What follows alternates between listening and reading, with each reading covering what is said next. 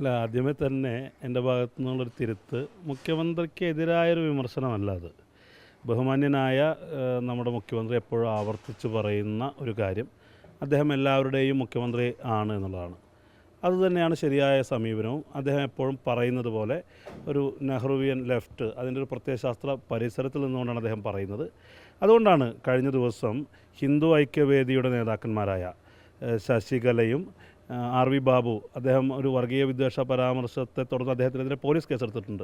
അദ്ദേഹം പോലും മുഖ്യമന്ത്രിയുടെ ഓഫീസിൽ പോയി കണ്ട് തിരിച്ചു വരുന്നത് മുഖ്യമന്ത്രി ഞങ്ങളുടെ അനുഭാവപൂർണ്ണമായ സമീപനം സ്വീകരിച്ചു, ഞങ്ങളെ കേൾക്കാൻ തയ്യാറായി എന്നുള്ളതാണ്.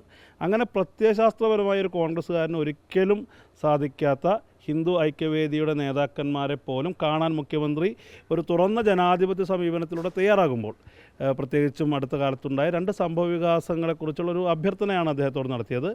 KPCCയുടെ ജനറൽ സെക്രട്ടറി PM നിയാസ് തെരഞ്ഞെടുപ്പ് കമ്മീഷണറെ വയ്ക്കുന്നതുമായി ബന്ധപ്പെട്ട് അദ്ദേഹം പറഞ്ഞൊരു കാര്യം, അതിൻ്റെ ഒരു സംഘപരിവാർ ബന്ധം ഉന്നയിച്ചുകൊണ്ട്, അദ്ദേഹത്തിൻ്റെ ബോധ്യത്തിൻ്റെ അടിസ്ഥാനത്തിൽ ഉന്നയിച്ചുകൊണ്ട് അദ്ദേഹം ഒരു കൂടിക്കാഴ്ചയ്ക്ക് സമയം ചോദിച്ചപ്പോൾ അത് അനുവദിക്കപ്പെട്ടിട്ടില്ല എന്നുള്ളൊരു കാര്യം അദ്ദേഹം പറഞ്ഞിരുന്നു.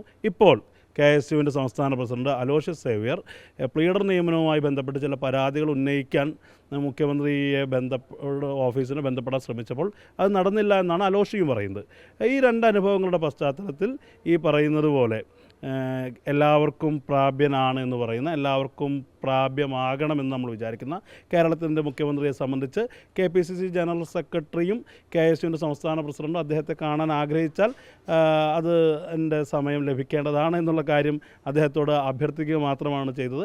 അതൊരു കോൺഗ്രസ്സുകാരൻ്റെ പ്രാഥമികമായ വികാരം മാത്രമാണ്. അതിനകത്ത് നേരത്തെ പറഞ്ഞ മുഖ്യമന്ത്രിയോടുള്ള യാതൊരു തരത്തിലുള്ള എതിർപ്പില്ല.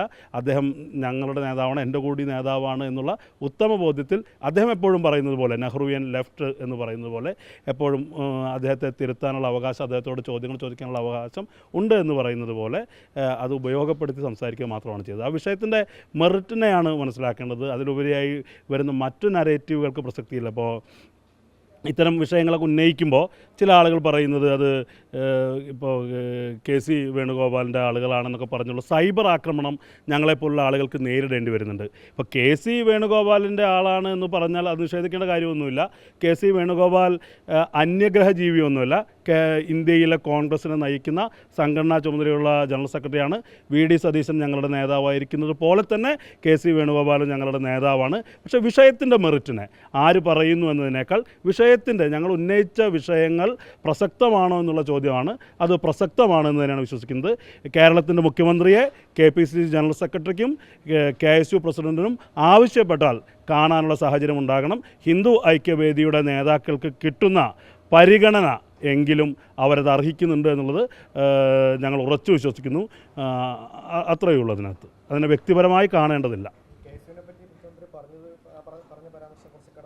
അല്ല, അങ്ങനെ ഞാൻ കാണുന്നില്ല. അദ്ദേഹം പറഞ്ഞത് ആ അർത്ഥത്തിൽ ഞാൻ അദ്ദേഹത്തോട് യോജിക്കുകയാണ്. അദ്ദേഹം പറഞ്ഞത് എന്താ, തിരുവനന്തപുരം ലോ കോളേജിലെ KSU യൂണിറ്റല്ല പ്ലീഡർമാരെ നിയമിക്കുന്നത്. അത് അവർ പോലും അങ്ങനെ കരുതില്ല. KSUവിൻ്റെ യൂണിറ്റ് എന്ന് പറയുന്നത് ഗവൺമെൻറ് പ്ലീഡർമാരെ നിയമിക്കുന്നതുമായി നിയമനം നടത്താനല്ല, ഞങ്ങൾ വിദ്യാർത്ഥി സംഘടനാ പ്രവർത്തനം നടത്താനാണ്. പക്ഷേ എല്ലാ കാലത്തും KSU പ്രവർത്തകർ, അത് സംസ്ഥാന പ്രസിഡന്റ് തൊട്ട് താഴെത്തട്ടുള്ള പ്രവർത്തകരുടെ അഭിപ്രായം പറയുന്നതാണ് KSUവിൻ്റെ പാരമ്പര്യം. മഹാനായ R ശങ്കറെ തൊട്ട് K കരുണാകരനെ വരെ വിമർശിച്ച ഒരു വലിയ ചരിത്രത്തിൻ്റെ പിൻബലമുള്ള രാഷ്ട്രീയ പ്രസ്ഥാനമാണ്. ബഹുമാന്യനായ മുഖ്യമന്ത്രി പോലും, അദ്ദേഹം പല ഘട്ടങ്ങളിൽ ഉമ്മൻചാണ്ടിയുടെ ഗവൺമെൻറ്റിൻ്റെ കാലത്ത് നടത്തിയ സതുദ്ദേശപരമായ വിമർശനങ്ങളുണ്ട്. അത് ഈ പറയുന്ന അദ്ദേഹത്തിൻ്റെ തന്നെ KSUവിൻ്റെ ഭൂതകാലം പകർന്ന് നൽകിയ ആർജവത്തിൻ്റെ ആത്മാർത്ഥതയുടെ അടിസ്ഥാനത്തിലാണെന്ന് വിശ്വസിക്കാനാണ് ഞങ്ങൾ ഇഷ്ടപ്പെടുന്നത്. ഞങ്ങളൊക്കെ KSUവിൽ നിന്ന് വരുന്ന ആളുകളാണ്.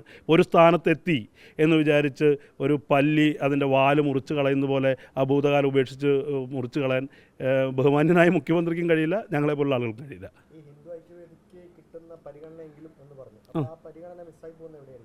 അല്ല, ഞാൻ പറയുന്നത് ഹിന്ദു ഐക്യവേദി പ്രത്യയശാസ്ത്രപരമായ ഒരു കോൺഗ്രസ്സുകാരന് ഒരിക്കലും യോജിക്കാൻ കഴിയാത്ത, ഐഡിയോളജിക്കൽ അങ്ങേറ്റം വിരുദ്ധമായ ധ്രുവങ്ങളിൽ നിൽക്കുന്ന ഒരു സംഘടനയുടെ പ്രതിനിധി മുഖ്യമന്ത്രിയെ കാണുകയും അവർക്ക് അനുഭാവപൂർണ്ണമായ സമീപനം ഉണ്ടായി എന്ന് പറഞ്ഞാൽ അത് ജനാധിപത്യത്തിൻ്റെ ഒരു കോണിലൂടെ നോക്കുമ്പോൾ വ്യത്യസ്താഭിപ്രായമുള്ളവർക്ക് കാണാം.